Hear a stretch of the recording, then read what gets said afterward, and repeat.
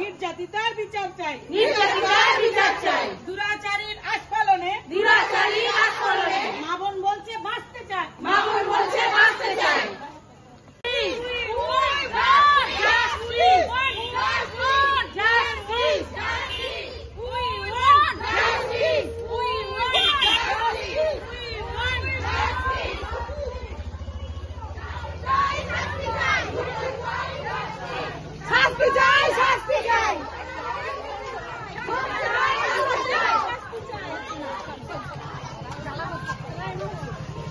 আপনারা অমল বাবুর হাতে মামলাটা তুলে দিন।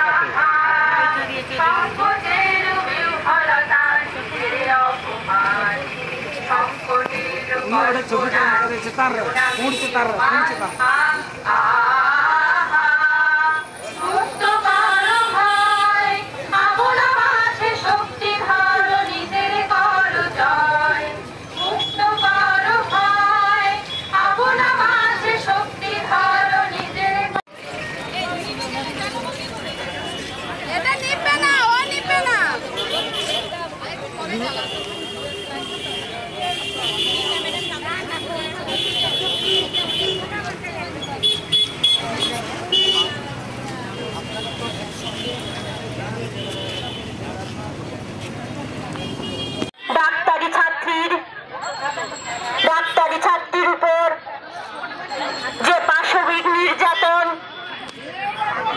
ও ধর্ষণ করে জনসাধারণকে তারা কি করতে পারে? কিছু মনে করেনি, মানুষকে কিছু মনে করেনি। দক্কা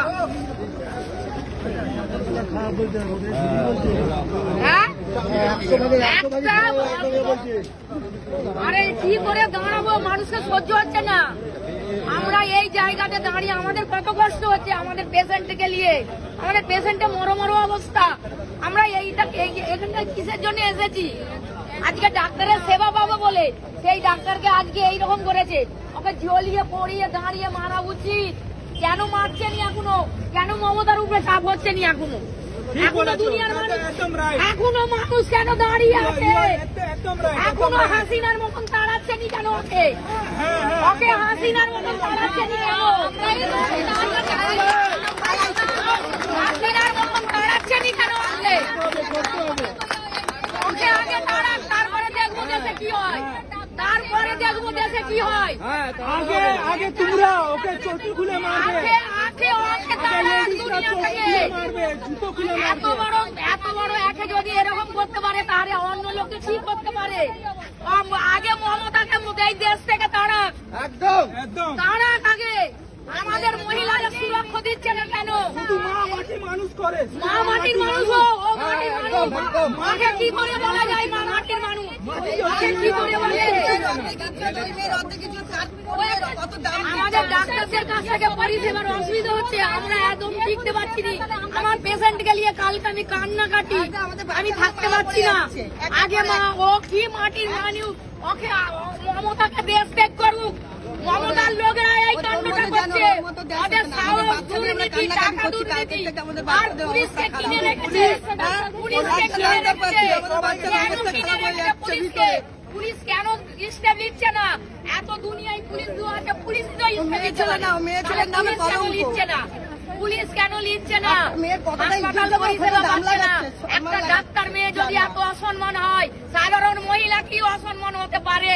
কেন দুনিয়ার মানুষ